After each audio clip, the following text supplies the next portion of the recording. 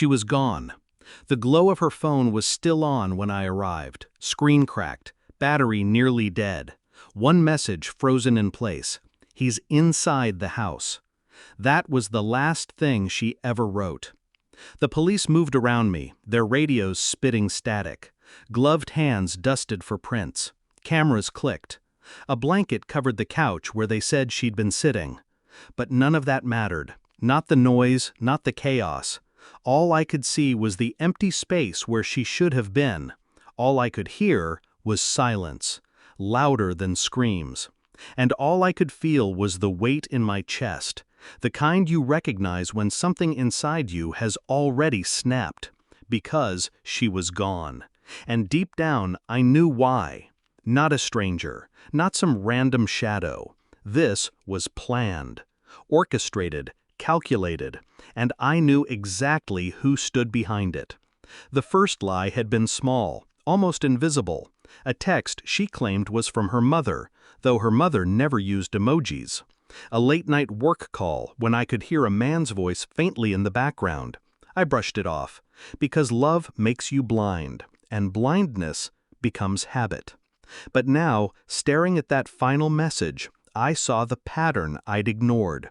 She was hiding something from me, not just a secret, a double life. The police thought this was a break-in, forced entry, random predator. But I knew better.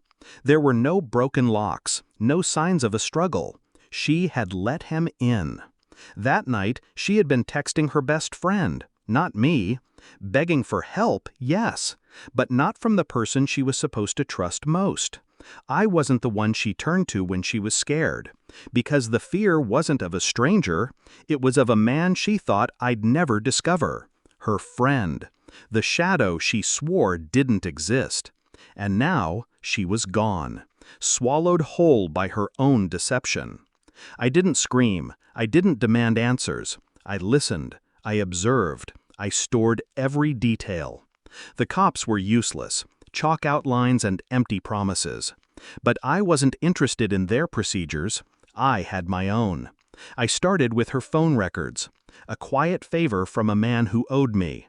One number repeated, buried under fake labels: dentist, delivery, spam. He was careful, she was careful, but not careful enough. I drove by his address at midnight. No lights on, curtains drawn. Still, I saw her car parked there 2 weeks ago, when she told me she was working late. The rage boiled inside me, but I held it down. No rash moves, no confrontation. Instead, I traced their messages. Downloaded photos she thought were deleted. Her smile, wide, unguarded, brighter than the one she ever gave me. His hand on her shoulder. His reflection in her glasses. Proof. Undeniable. And then came the real evidence. A text exchange from the night she vanished. Her words, "I can't do this anymore. He's suspicious." His reply, "Then shut him up. I'll handle the rest." That was it. The switch flipped. The final piece fell into place. She hadn't just lied, she had plotted. And now, the only question left was, did he silence her to protect their secret, or did she willingly disappear with him? The answer came 2 days later. A USB drive slipped under my door. No note, just silence. I plugged it in. Footage appeared. Grainy, security camera. Her, him, together, whispering in the shadows of a gas station. But then, her face. Not smiling, not in love, terrified. She tried to pull away. He grabbed her wrist hard, shoved her into his car, drove off. That was the last recording of her alive. And there, in that frozen frame, her eyes told me everything. She hadn't betrayed me. She hadn't run away. She had been trapped by the very man I thought was just her secret lover.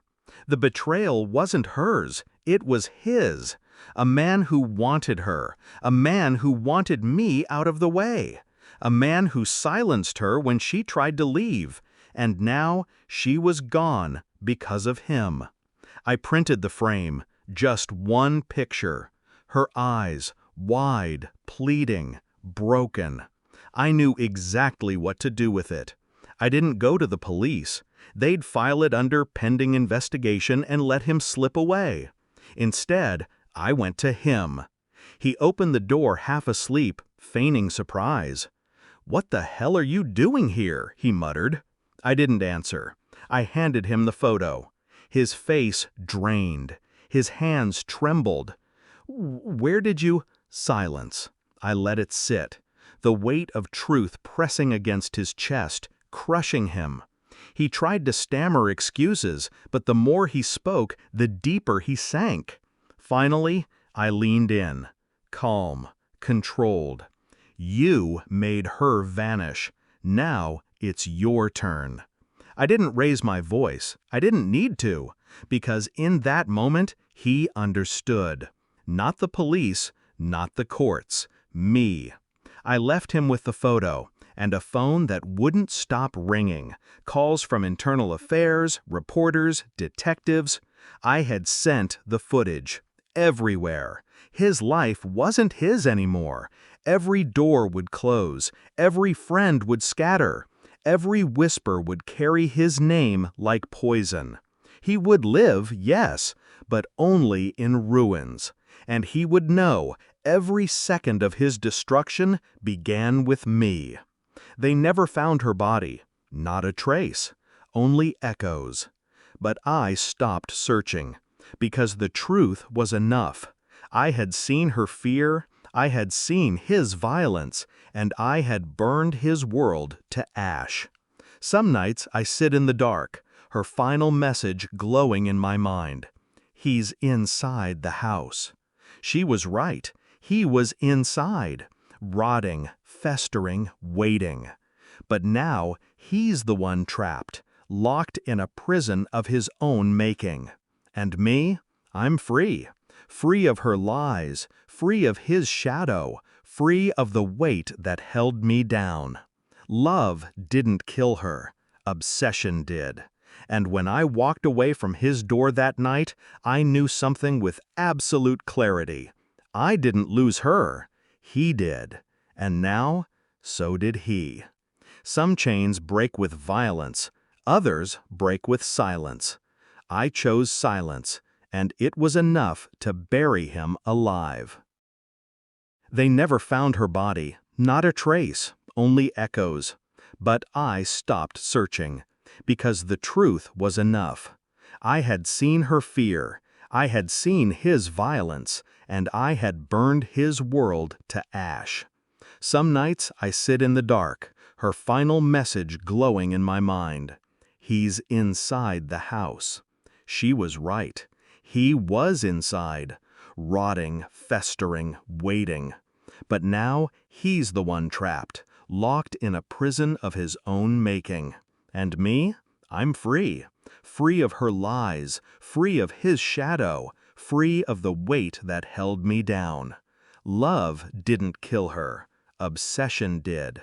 And when I walked away from his door that night, I knew something with absolute clarity. I didn't lose her. He did. And now, so did he. Some chains break with violence. Others break with silence. I chose silence, and it was enough to bury him alive.